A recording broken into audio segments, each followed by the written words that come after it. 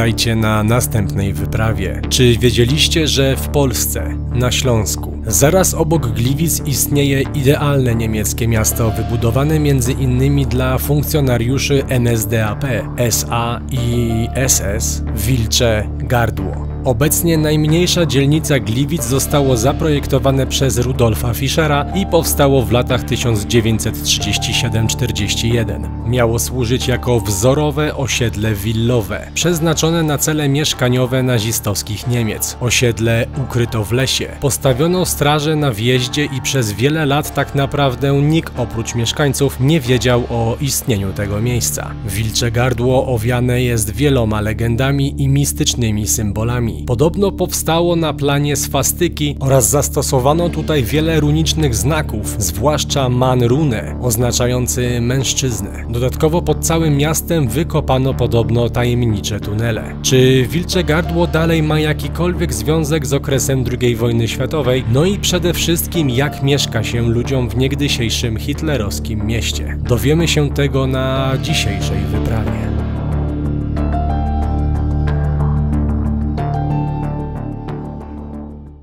Sorry, że przerywamy wyprawę, ale musimy ogłosić wyniki naszych dwumiesięcznych zawodów. Przez ostatnie 2 miesiące byliśmy na diecie od Brokuła na cateringu dietetycznym. Dowoził on nam posiłki pod drzwi, zresztą mapę cały czas powiększają. Ułożyliśmy sobie diety po bezpłatnej konsultacji z dietetykiem. No i dzisiaj przyszedł czas na ogłoszenie wyników. Walka była zacięta do samego końca. Rzutem na taśmę wygrał Kuba. Drugie miejsce zająłem ja, trzecie Łukasz. Łukasz schudł 5 kg, ja schudłem 6 kg. Kuba schudł 14 kg, no to chyba jadł połowę tego, co tam mu dawali. Były kary, które przodowały nad wszystkimi innymi. Pierwsze to było chodzenie po wieżowcu po schodach, drugie to było morsowanie, no i trzecie to najbardziej wam się spodobało, zjedzenie surströmmingu, więc już niedługo zobaczycie, jak Łukasz je sfermentowanego, zgniłego śledzia. Karę wybraliście wy, więc w przeciągu następnych kilku tygodni na odcinku z naszych następnych wypraw wrzucimy scenę, jak jem surströmminga, także bardzo wam dziękuję. Bon appétit! Smacznego. Pamiętajcie, że i wy możecie sprawdzić dietę Brokuła po zalogowaniu w aplikacji i wpiszeniu naszego kodu zniżkowego. No będziecie mieli zniżkę, zresztą wszystko macie w opisie filmu. No i wracamy do wyprawy. Właśnie minęliśmy 2 zakręty prowadzące do Wilczego Gardła. Sama droga wygląda mniej więcej jak odwrócone S, ale czemu tak było? Ponieważ na każdym z brzuchów tego S stała taka jakby budka, w której były karabiny. I właśnie jadąc do tego Wilczego Gardła musiałeś uważać, zawsze byłeś obserwowany. I poruszając się tą główną drogą, o której właśnie opowiedział Konrad, udajemy się do budynku, który jest od pierwotnych założeń osiedla, czyli do domu zebrań, ale opowiemy już o nim przejeżdżając przez tę bramę, którą widzieliście na przebitce. Główny budynek prowadzący do Wilczego Gardła, tak zwany budynek bramny. Tutaj był dom spotkań, jedno z takich najważniejszych miejsc. W tym budynku też były prowadzone obowiązkowe spotkania właśnie nazistów. Co ciekawe, jak zobaczycie, mamy tutaj, no jak sama nazwa wskazuje, bramę, przez którą wjeżdża teraz samochód i do dzisiaj jest ona używana jako główny wjazd do miasta. Natomiast jest jeszcze jedna ciekawa rzecz tam po prawej stronie. Chodźcie, podejdziemy. To są takie rzeczy, na które warto zwracać uwagę. Mianowicie, nie wiem, czy to jest za czasów niemieckich, czy zostało wybudowane później, ale takie coś jest wentylacją, a jednocześnie też zapasowym wyjściem ze schronów. Jak ktoś mieszkał na starych osiedlach, wiecie, z 50., 60., takie grzybki były na większości osiedli i za dzieciaka zawsze się biegało po nich. Ale co się odbywało w domu zebrań? Odbywało się, nie chcę tego nazwać spotkaniami okultystycznymi, ale odbywały się spotkania mistyczne, bym użył takiego słowa. A propos mistycyzmu, takich symboli było o wiele więcej. Zamiast znaku krzyża używano miecza, używano oczywiście swastyki, która jest kojarzona przede wszystkim z nazistowskimi Niemcami. I może to jest znak wyciągnięty z religii. Zamiast portretu Jezusa był portret Hitlera i tak dalej. Sama historia tego miasta zaczyna się już w 1937 roku, kiedy szef bojówek SA, nie mylić z SS, Wiktor Ludze, wmurowuje tutaj pierwszy kamień węgielny. Wilcze Gardło powstaje już w 1940 roku i to właśnie wtedy prowadzają się pierwsze rodziny. Jak już wcześniej wam mówiliśmy, ten budynek jest, można powiedzieć, takim bramą wjazdową, ale i sercem tego miasta, z tego względu, że to właśnie tutaj, można powiedzieć, były wszelkiego rodzaju zebrania. Niestety, albo stety, Niemcy za długo się nie nacieszyli z życia tutaj, ponieważ w 1945 roku pierwsi osadnicy z Francji, można powiedzieć, tutaj się już zasiedlali.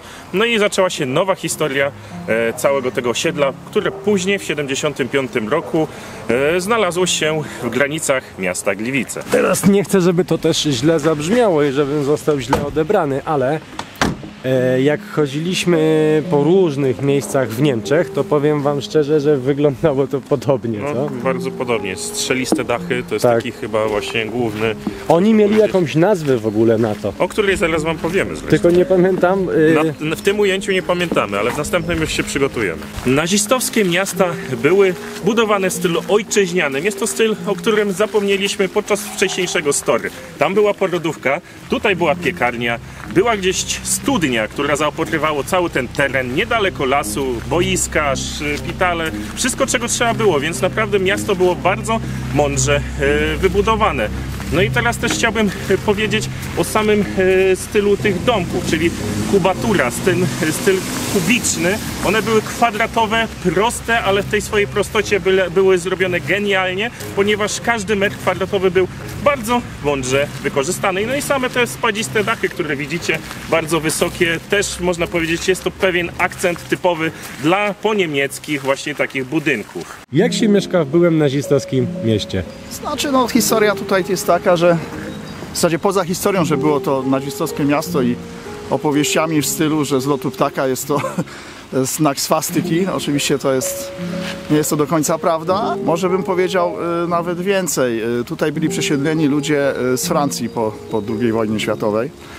Nawet tutaj ta nazwa tego małego Paryża stąd się wywozi. Ten budynek tak jest nazywany. Znaczy, nie. Tutaj jest ta knajpa na dole, nazwę rozumiem. Mały Paryż. No i tutaj w latach właśnie przesiedlenia to nazywano tą dzielnicę Małym Paryżem.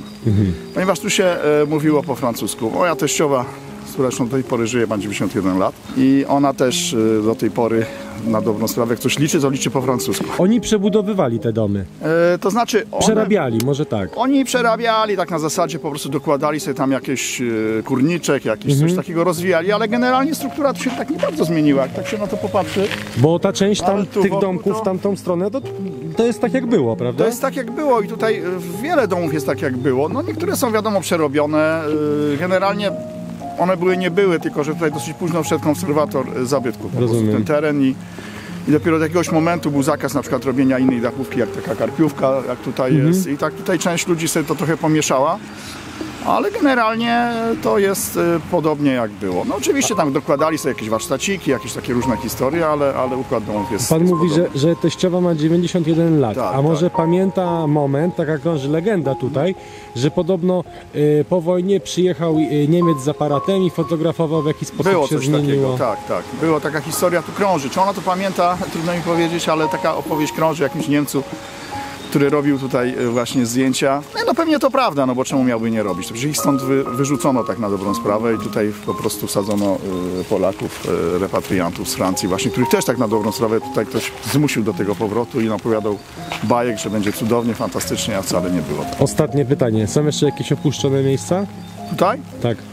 Ale opuszczone w jakim sensie? No, że na przykład pozostałości po jakichś bunkrach i tak dalej. Znaczy tutaj są jakieś wejścia, tu w ogóle podobno tu są jakieś takie tunele, które łączą się nawet tam gdzieś z tym lasem.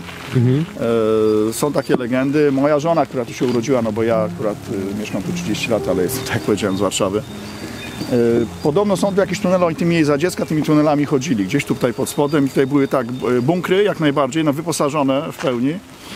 No tak jak mówię, no nie wiem na ile to jest prawda, ale tutaj było to osiedle właśnie SS i też poczty niemieckiej.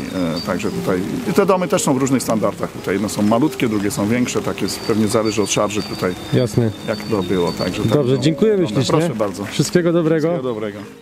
Tak, macie rację, że nazistowskie równa się niemieckie, ale nie tylko. W nazistowskich Niemczech trzeba to brać jako ideologię. Wiadomo, że tam byli też Rumuni, Węgrzy, Ukraińcy i tak dalej, dlatego mówi się naziści. Ale dalej, jasne, to była ideologia niemiecka, także jeżeli ktoś chce napisać, że to byli Niemcy, nie naziści i tak dalej, tak, Niemcy to naziści, ale nie tylko. Krąży taka legenda, że niby to miasto zostało zbudowane na planie swastyki. Teraz unieśmy się w powietrze, widzicie centralnie to miejsce, w którym stoję z lotu ptaka i kompletnie ono nie przypomina w żaden sposób swastyki. Wiecie, tam gdzie Niemcy, wiele legend, szczególnie nazistowskie Niemcy, czy jakieś tunele, o których wcześniej mówił tutaj mieszkaniec, ale te tunele to jest akurat bardzo ciekawy temat, ponieważ powiedział, że jego żona chodziła tymi tunelami, więc dlaczego miałby kłamać? Natomiast nie wiem jak wy, ale ja tutaj bardziej widzę kółka niż całą swastykę. Teraz pojedźmy na stadion. Oczywiście ten stadion nie wyglądał identycznie jak wygląda teraz, no bo on został po jakimś czasie po prostu odrestaurowany, postawili place zabaw, widzę jakiś tutaj jest monitoring, nowe bramki, asfalt wylany i tak dalej, ale możecie sobie tylko wyobrazić jaki nacisk kładły Niemcy właśnie na sam sport. Zobaczcie, że to jest pełnowymiarowe boisko. Te trybuny, nie chcę kłamać, ale nie zdziwiłbym się, gdyby były jeszcze za tamtych czasów. Na pewno kształt tego boiska był taki jak wtedy, tak? Bo ono zostało potem odremontowane. Zgodzę się z tobą. I zobacz, że po tym mieście stoją ostatnie domki. W ogóle główna arteria przebiega przez sam środek i prowadzi do lasu, zobacz. A w tym lesie były bunkry na wypadek jakby się coś działo, więc zobaczcie jakie to jest mądrze zaprojektowane miasto, że tutaj jest wszystko pod ręką. Możesz sobie zjeść, kupić, popływać, pobawić się, pograć, a jak jest niebezpieczeństwo, to uciekasz do lasu, do bunkra, gdzie masz główną ścieżkę. No, można powiedzieć, że naprawdę to jest idealne miasto. A jako, że mamy w nazwie również Urbex, to zaraz udamy się do lasu poszukać bunkrów. Ale za moimi plecami znajduje się również szkoła budowana jeszcze przez Niemców. Słuchajcie, plany budowy tego idealnego miasta były o wiele, wiele większe, ponieważ m.in. miał być tutaj basen.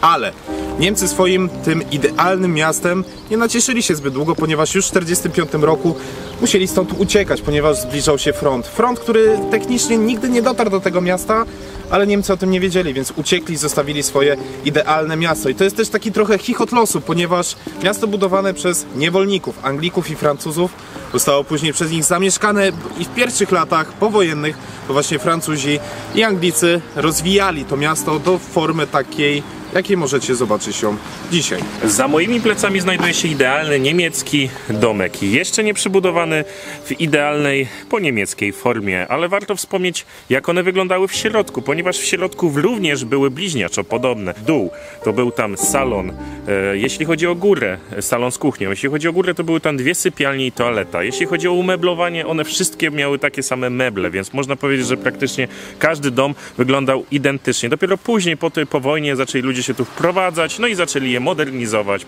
pod siebie. Działki miały mniej więcej 1000-1300 metrów kwadraciaki, wszystko na planie okręgów. Takie mamy 3 jakby okręgi wokół całego miasta. Natomiast teraz co jest ciekawsze, jeżeli spojrzycie w tamtą stronę, to jest las. Tam mamy szkołę, czyli to jest ten jakby stadion, to jest ten główny przestrzał, ta ulica bodajże traktorzystów i ona nas doprowadzi właśnie do lasu, a w lesie są jeszcze podobno pozostałości strzelnicy i bunkrów, więc teraz pakujemy się do jeepa i jedziemy do lasu.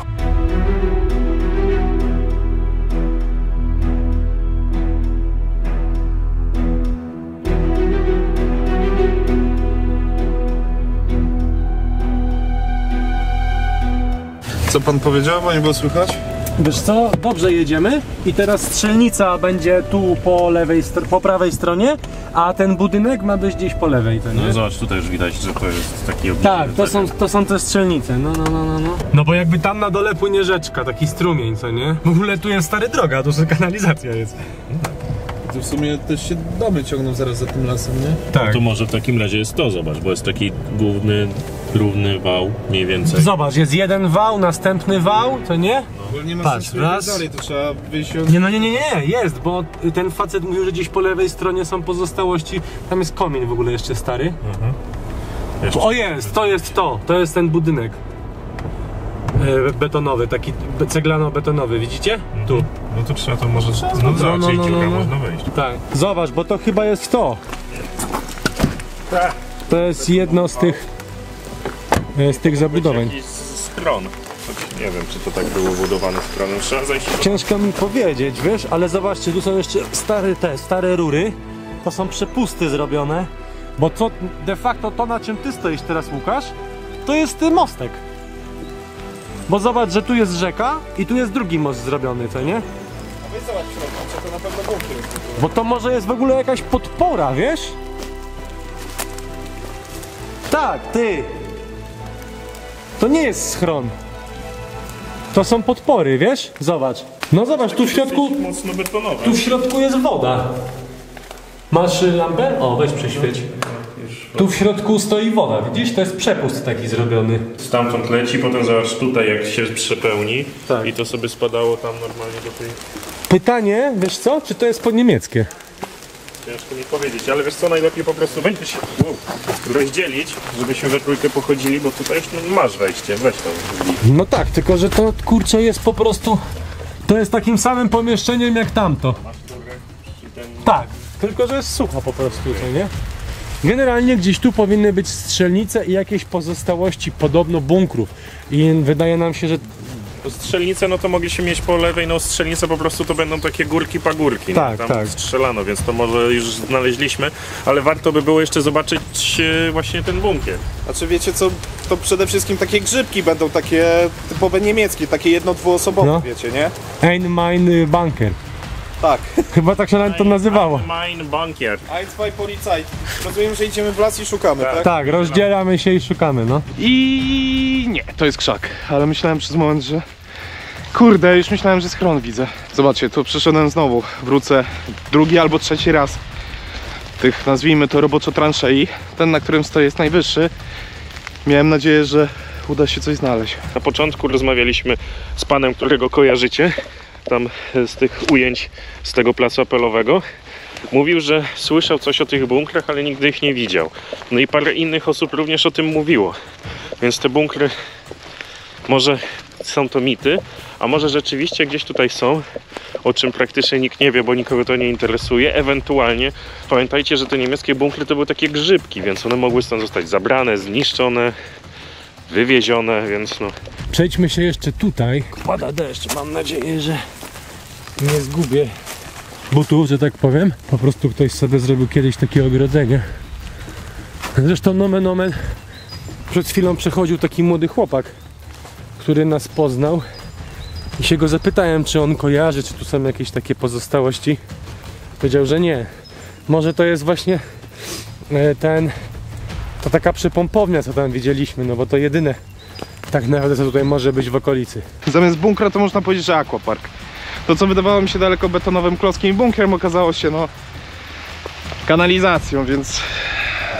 No, sorki. Myślałem, że coś się uda znaleźć, udało się znaleźć ściek. Teraz nie będę mówił, że jeśli doceniacie naszą pracę, to zostawcie łapkę w górę, czy subskrypcję, a po prostu, wiecie, głównym motorem napędowym tego wszystkiego jesteście wy. I też musimy powiedzieć o reklamach, które są na naszym kanale. One są tu po to, żebyśmy mogli wyjeżdżać za granicę, tworzyć ten wielki projekt, pokazywać wam ciekawe miejsca z całego świata. No one to są jak trochę w telewizji. Nie lubisz tego, no ale ta telewizja na tych reklamach zarabia, dzięki czemu może puszczać seriale i całą resztę, którą lubicie. Ale wszystkie filmy, jakie mamy, są udostępnione dla wszystkich, więc tak po prostu apeluję, nie narzekajcie na te reklamy, przecierpcie, jak widzicie przycisk przeskocz, to przeskakujcie, no chyba, że chcecie jeszcze bardziej nas wspomóc. Te, których się nie da przeskoczyć, trzeba zagryźć zęby i je obejrzeć, a dzięki temu możecie mieć takie poczucie spełnienia, że pomogliście nam w tym, abyśmy mogli tworzyć te filmy. Koniec niepłatnej reklamy sponsorów, nie wiem jak to się mówi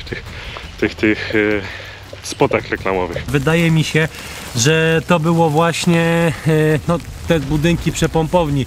Bo teraz tak patrząc też na logikę, jakby to miasto było otoczone dookoła lasem, było tajne, oczywiście musieli mieć jakieś miejsca, aby się schronić, ale tutaj z potwierdzonych historii znamy, no nam opowiedział mieszkaniec, że jego żona przecież chodziła tymi podziemnymi tunelami, więc to mogły być takie szczeliny przeciwlotnicze, więc niekoniecznie schrony musiały znajdować się w tym lesie, tylko może po prostu ktoś znalazł właśnie te stare budowle, jakoś sobie to, wiecie, połączył fakty i tak mu wyszło, no nie wiem, moim zdaniem, no jakby w tym lesie tak naprawdę nic nie ma, ewentualnie by trzeba było, no nie wiem, chodzić, poczesać, no ale zapytałem się 3 osoby, które tutaj przechodziły i spacerowały z psami i nikt z nich jakby nie kojarzył tego, tak? Ten las nie jest jakiś ogromny.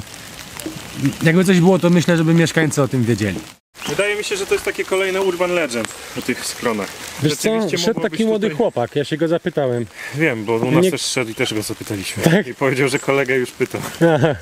On nic nie kojarzył. Nie. A ktoś taki, kto tutaj mieszka, gdyby tu był bunkier, na pewno by o nim wiedział jako pierwszy. No, taka jest prawda, że młodzi raczej biegają po takich miejscach. I tutaj kończy się nasza wyprawa po Wilczym Gardle. Słuchajcie, dajcie nam znać, czy takie odcinki wam się podobają. Ta historia nas mega wkręciła i chcielibyśmy kręcić więcej odcinków tego typu.